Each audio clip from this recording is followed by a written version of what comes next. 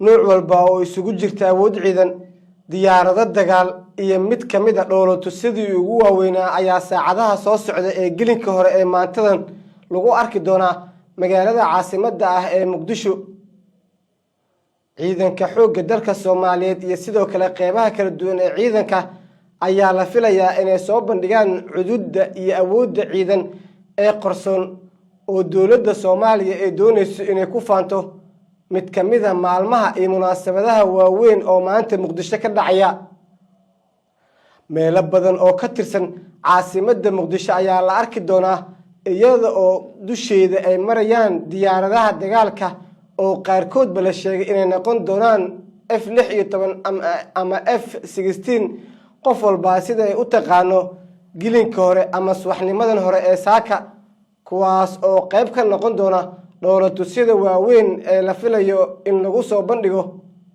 mid ka mid ah munaasabadaha ugu waaweyn Soomaaliya ka dhacaya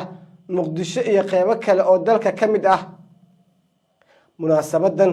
waxaa goobjoog ka noqon doona madaxda ugu sareysa dowladda Soomaaliya,